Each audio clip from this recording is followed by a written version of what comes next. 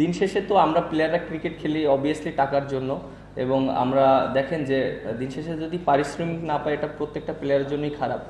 আর যেহেতু সবাই একটা দিক থেকে আশা করবে অবশ্যই, যেহেতু ক্রিকেট বোর্ড আমাদের গার্জিয়ান, ক্রিকেট বোর্ড অবশ্যই এটার ব্যাপারে কথা বলবে এবং তারা আমাদের প্রত্যেকটা মানুষের হয়তো রেসপন্সিবিলিটি নিয়ে কথা বলবে সবার সাথে, যারা ফ্র্যাঞ্চাইজি ওনার আছে, এবং সেই ক্ষেত্রে যদি প্রবলেম হয় সবাই হয়তো ক্রিকেট বোর্ড একটা ভালো একটা সলিউশন দিবে আমার কাছে মনে হয়। যে ম্যাচগুলো হেরেছি অনেক ক্লোজে যে হেরেছি, আপনি দেখেন 7 রান 8 রান 9 রান, মানে আমরা ওইরকম ক্লোজে যে ম্যাচ হেরেছি।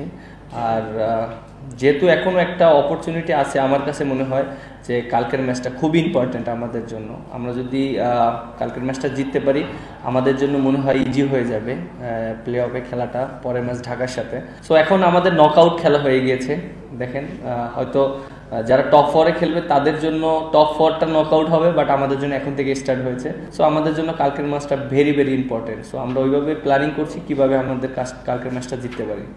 আমাদের বেশ কিছু প্লেয়াররা খেলছে এবং অনেকে ভালো খেলছে, অনেকে ভালো খেলতে পারছে না, বাট আমার কাছে মনে হয় যে আরও কিছু জায়গায় ভালো করতে হবে, কারণ কনফিডেন্টটা খুব ইম্পর্টেন্ট আপনি যেটা বললেন।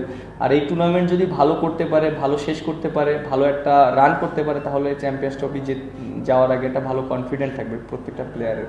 দুই রকম কন্ডিশন, আপনি দেখেন যে দুবাইতে আমরা যেখানে খেলেছিলাম, আপনি যেটা বললেন যে আমরা 18 সালে ফাইনাল খেলেছিলাম ইন্ডিয়ার সাথে, ওইখানে একটু কন্ডিশনটা অন্যরকম, উইকেটটা অন্যরকম থাকে, ওয়েদারটা একটু হট থাকবে, আর উইকেটটা অনেক সময় বোলিংও অ্যাডভান্টেজ থাকে, ব্যাটিংও থাকে, বাট আমরা জানি ওইখানের কন্ডিশনটা কীরকম। সো আমাদের এটা একটা ভালো অ্যাডভান্টেজ থাকবে। আর যেটা বললেন রাহুল পিন্ডি, অবভিয়াসলি এটা আমাদের জন্য একটা বড় একটা অপরচুনিটি থাকবে এর জন্য, যেহেতু আমরা পাকিস্তানে 2টা টেস্ট ম্যাচ একই মাঠে খেলেছিলাম, আর ওই কন্ডিশনটা সম্পর্কে আমরা জানি ওইখানে উইকেটটা কীরকম আছে। সো এটা একটা ভালো একটা বাত্রি আপনার একটা দিবে, কনফিডেন্ট দেবে প্রত্যেকটা প্লেয়ারের, বিশেষ করে আমারও অনেক কনফিডেন্ট দিবে, কারণ যেহেতু আমি ম্যান অফ দ্য সিরিজ হয়েছিলাম ওইখানে, কারণ উইকেটটা অনেক ভালো থাকবে, অনেক চ্যালেঞ্জিং থাকবে বোলারদের জন্য।